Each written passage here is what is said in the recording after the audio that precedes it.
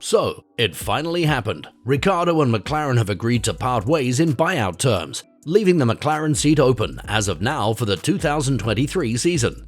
It's very unlikely that this seat will remain open in the next weeks, as we're heavily expecting that the team will announce Oscar Piastri as Ricciardo's replacement. Nevertheless, Ricciardo was just in a bad place at a bad time, with him not being able to be one with the car due to his driving style and not being able to adapt to the MCL 36 this season. Now that Ricciardo is finally out of McLaren in what turned out to be the most anticipated saga in F1's summer break history, what does the future hold for Ricciardo? Stick around to find out more. First, let's have a short reminisce about Ricciardo's tenure in McLaren. He joined the team after finishing P5 in 2020 with Renault, scoring a couple of podiums for the team after quite some time. Nevertheless, he decided to replace Carlos Sainz Jr. in McLaren since the Spaniard has signed a deal with Ferrari, and many labelled this move as the wrong one. Ricciardo tends to leave good-performing teams just for a challenge, and ever since he left Red Bull, he's been in a regressing form mostly due to the fact that he's joining inferior teams compared to the Austrian one. So, in 2021, Ricciardo won his 8th career race, becoming the first driver to win a race for McLaren after a 10-year break, leading Norris for a 1-2 finish of the Woking team. But that's about it, and Ricciardo's highlights with the team end right there. Andreas Seidl and Zak Brown, the McLaren bosses, have shared their gratitude towards Ricciardo and said that no matter what, they'll always keep a good opinion of Ricciardo, wishing him nothing but the best for his future. I would like to thank Daniel for his dedication and contribution over the last 2 seasons so far. Despite the shared challenges, he's always turned up with a fighting spirit and positivity and helped the entire team to always keep pushing forward. We will never forget that memorable race win in Monza, which was a great boost for the whole team. We still have an important battle in the Constructors' Championship ahead of us for the remainder of the season, and we look forward to battle this out with Daniel and Lando, finished Seidl.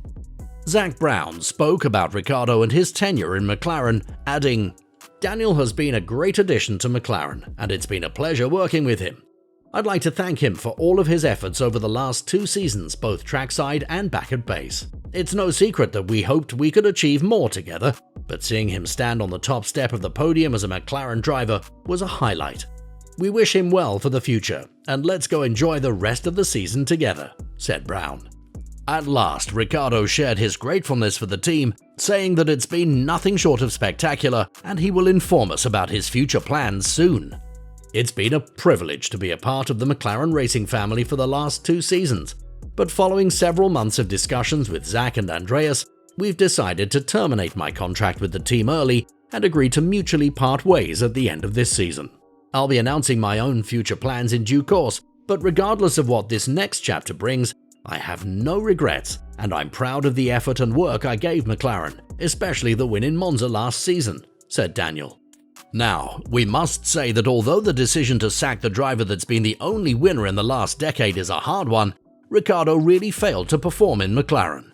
One reason for that is his driving style, as well as the fact that the car is much less versatile now, according to James Key, the technical director of McLaren.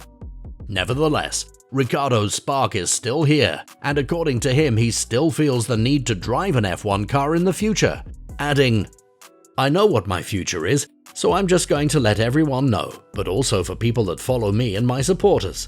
What's Daniel going to do? And is this going to be it?" I was like, no, it's time to let everyone know from the horse's mouth. I would love to be on top all the time. The feeling I get is still real, even through those lows.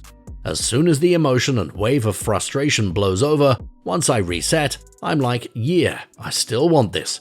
I still believe I can do it, and the day I retire is the day I lose that feeling and belief. I truly feel like I'm still pretty far from that," said Ricciardo. So, what does the future hold for Ricciardo? He's been heavily linked with 2 teams on the grid, Alpine and Haas. The first one is able to offer much more money than the latter one, but the situation there is kind of complicated when it comes to drivers' relationships.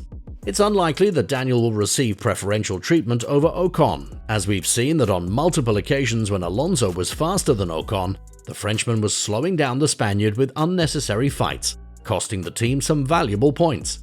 When you're not the number one driver in the team, you get less say when it comes to data feedback and building the car around as you'd like to do so. This is an option that Daniel will unlikely have in Alpine, but will surely have a chance to grab in Haas. Kevin Magnussen does have more experience than Daniel in Haas, given the fact that the Aussie has never driven that car or any car related to a Ferrari engine, but they'd be put on an equal scale and let the better one claim the number one place in the team. This is something that Ricciardo wasn't able to do in McLaren, although that was his goal, and this is something that will boost Ricciardo's performance in the near times. Although Haas isn't able to offer as much money as Alpine, the team is in uprising form, and we've seen both of their drivers scoring points this season. This is why Steiner said that the team will aim to finish P6 in the Constructors' Championship this season, which isn't a far-fetched goal, considering the fact that Magnussen finished P5 this season at the debut in Bahrain, and Schumacher finished P8 and P6 in 2 consecutive weekends. As of now, Ricciardo is fighting both Haas drivers for points, which is truly something that he doesn't like to do, and hasn't done until he arrived in McLaren. Compared to him, his teammate is absolutely dominating when it comes to fighting the best of the rest, and has even claimed a podium win in Italy.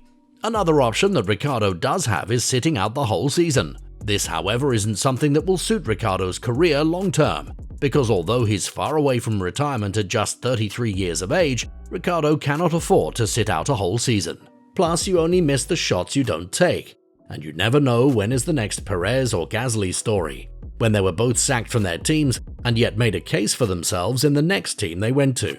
Alpine is also to be asked when it comes to their driver choice for the 2023 season. They still believe that Piastri is entitled to that place, which is why this matter will be solved in court. But according to how things are unwinding down one by one, it seems like the Enstone-based team would have to look in another direction. If they want to pick a long-term solution and get rid of the headache of seeking another driver in the next 2 to 3 seasons, Mick Schumacher would be the perfect solution, which would leave Haas's spot open to Ricciardo. If he's eager to accept this one, considering that the Alpine one would be taken by Mick, then it's likely that Haas will choose Ricciardo over Giovinazzi, another driver that emerged as a potential suitor for the Haas spot. The Italian driver will drive the 2022 Haas car in 2 events this season, in Monza and Austin, at free practice sessions on Friday. Ricciardo's last option is to join IndyCar 500, which is something that has been done previously by Ericsson and Grosjean. He's a very popular athlete in the USA, and McLaren does have a team there, but it's up to them to decide whether they'll want to continue the collaboration with Ricciardo on that matter. Only time will tell what's next for Ricciardo, but we do believe that the Haas seat is more suitable for him since he'll have more freedom and less pressure on his shoulders to perform. What do you think will happen next? Let us know in the comments below.